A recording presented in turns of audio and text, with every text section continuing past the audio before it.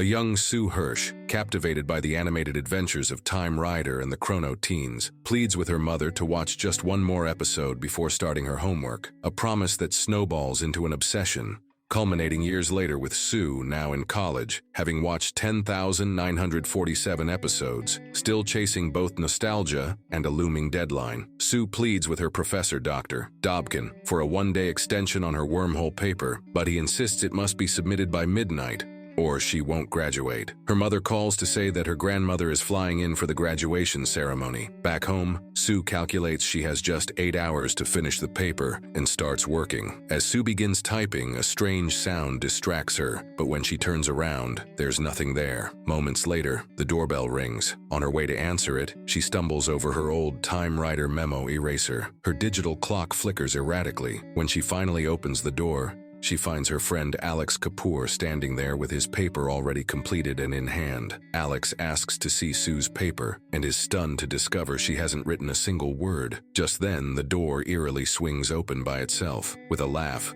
Sue muses that if someone ever invents time travel, she'll come back and place the paper in her drawer. Curious, she checks, but the drawer is empty. Sue points out several flaws in Alex's paper, referencing concepts she recalls from the Time Rider cartoon. But to her shock, Alex doesn't even recognize the name. She explains how the show featured a memo eraser that could wipe memories, yet Alex remains confused. Determined to prove its existence, she insists they watch an episode together immediately. Alex reminds her of the paper she still needs to write. Undeterred, she insists they watch just one episode. As she opens the laptop, a sudden crash outside catches her attention. She discovers overturned trash cans, but her focus soon shifts back to her room. As she returns to her desk, an odd, pungent smell fills the air. Sue searches the internet, only to find no trace of Time Rider, the cartoon she had been so captivated by. Sue searches again but finds nothing about the show on the internet. She checks her shelf, only to discover that all the items from Time Rider are gone. They both begin searching her room,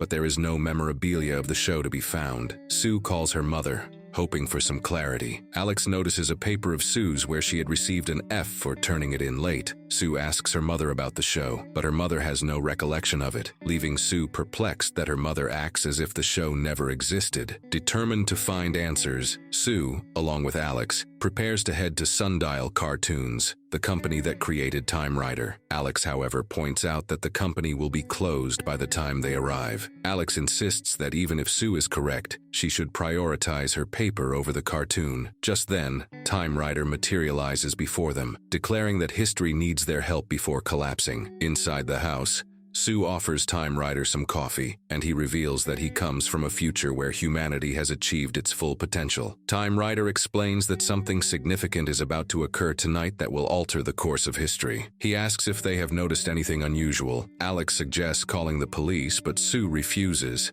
insisting that Time Rider is exactly who he says he is. In response, Time Rider activates his hologram and clarifies that, although he is a real being, Time Rider is, in fact, a cartoon, a show that inspired the creation of time travel in the future. Time Rider reveals that the show inspired countless young minds to pursue science, including the inventor of time travel. Sue informs him that the entire show seems to be fading from existence, including her memorabilia. Time Rider explains that the show is the cornerstone of his future. If it disappears, so too will his existence and the future he comes from. Time Rider implores Sue and Alex to help prevent the show's erasure. They join hands and are transported 4 hours into the past, arriving just as past Alex rings the doorbell. They quickly conceal themselves behind a bush. Time Rider provides them with invisibracers, rendering them invisible and inaudible to anyone in the past. As Sue opens the door, Time Rider activates the braces, allowing them to enter the house undetected, with the door appearing to open by itself. Sue and Alex enter her room, carefully searching for any signs of anomalies. They observe that her toys remain intact, a clear indication that they are in the past, before the timeline was altered. Moving downstairs, they find past Sue and past Alex engaged in a conversation about the show. It is then that Time Rider realizes the memo eraser, an essential item, has gone missing. As Time Rider and the others remain hidden,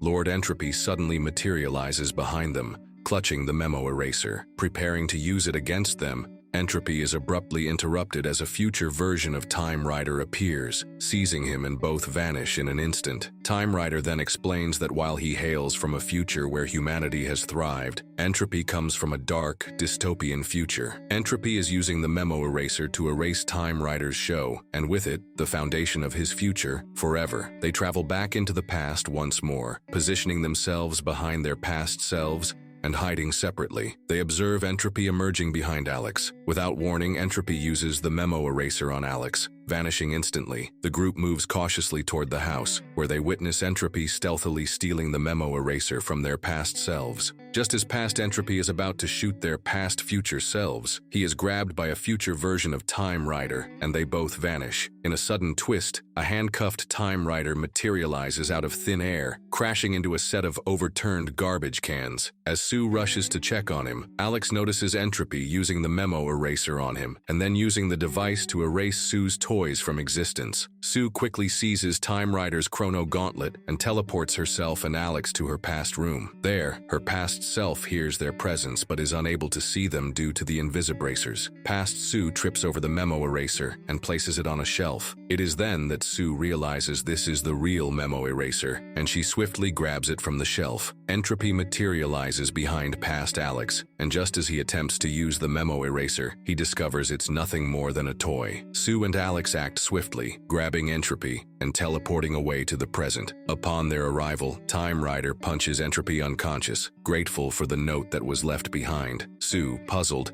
denies having left it, but Time Rider comes to the realization that he must have left the note for himself. As Alex suddenly recalls the Time Rider show, Sue, overwhelmed with questions, turns to Time Rider. Just then, Entropy awakens and flicks his ring through the air before Time Rider teleports away with him. Alex suggests they return to their work, but Sue reflects on their journey, acknowledging that they were once chrono teens and that things can never return to the way they were. Sue, noticing Entropy's ring, picks it up and declares to Alex that, as chrono teens, it is their responsibility to ensure the ring is handed over to the proper authorities. Despite Alex's attempts to dissuade her, Sue remains determined, and together, they teleport to Sundial Cartoons in 1995. Upon arrival, they show the guard the ring and inform him that they wish to meet Time Rider. Upon hearing Sue's name, the guard allows them entry and informs them that he will pass the ring to Captain Rider. As they walk through the studio, Sue begins to realize that the studio is, in fact, the Base 1, with everyone there originating from the future. In awe, she spots Wally Nash,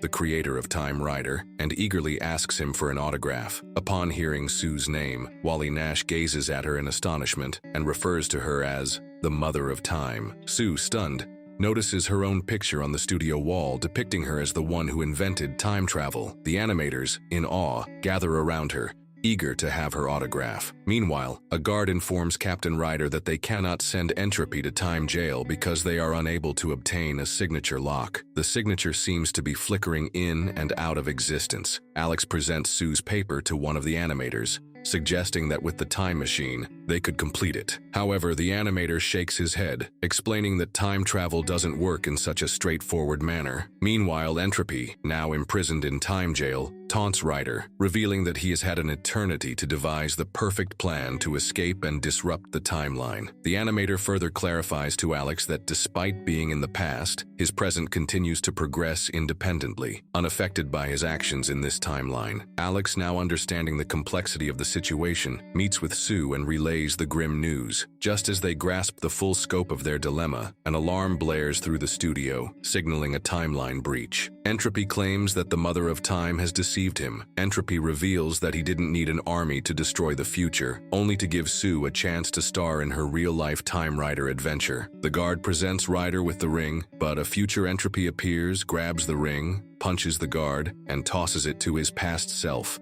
further disrupting the timeline. His past self grabs the ring, and in an instant, they both vanish. Wally explains that since Sue's present continued without their intervention, she never completed her paper, failed her class, and ultimately did not graduate. As a result, she never went on to invent time travel. Without the invention of time travel, this entire future ceases to exist. Rider insists that they still have a chance to fix things, but Sue, that it's already 11:30 in her present time and she hasn't even started her paper yet. Ryder's expression falters as the weight of her words sinks in. Sue that she's destined to be a failure. She admits that she continually avoids facing her responsibilities, distracting herself with cartoons. The idea of becoming the mother of time feels so distant, a dream she no longer believes she can reach. Alex tells Sue she is not a failure yet. He reminds her that while the paper is due by midnight, the professor won't likely grade it until 12:30. He suggests stalling Professor Dobkin, who is in his library grading papers, to give Sue more time to finish. It's almost 10 minutes to midnight. Alex sneaks into the library, using the invisibracers to steal all the papers. Professor Dobkin returns to find his glasses on the floor, and as he gathers the papers, Entropy suddenly appears and attacks Ryder. Sue continues working diligently on her paper, unaware of the chaos. Dobkin heads back to his office, but Alex intercepts him, blocking his way. Alex tells Dobkin that he dropped some papers, but Dobkin, frustrated, flunks him and orders him to leave. Alex quickly contacts Sue, urging her to finish her paper. Meanwhile, Ryder and Entropy are still locked in a struggle, with Ryder beginning to fade. Spotting the fire alarm, Alex rushes toward it, desperate to make a move before it's too late. As Ryder fades away, Entropy takes advantage of the moment, teleporting in front of the alarm, seizing Alex and vanishing. Ryder, looking defeated, warns Sue that it's too late and urges her to escape. Determined, Sue runs towards the platform, hoping Ryder can send her back to her present, but just as she reaches it, the computer suddenly announces, "Paradox detected." Sue comes to the painful realization that she is the paradox. She cannot return to her present until the paradox is resolved. Ryder sends her his memo eraser, explaining that she must erase her memory of the show to face the future on her own. He reassures her that she is special and capable of achieving extraordinary things. Sue takes the gun and then shoots herself, erasing all memories of the show and beginning a new chapter of her life. Sue awakens at her desk, the memo eraser still in her hand. As Alex arrives, she moves to answer the door. The memo eraser fades out of existence. Alex shows her his paper, wanting to see hers. The episode ends as she glances at the drawer, where she finds a note that reads, "Write it yourself." Please like and subscribe the channel for more videos like these.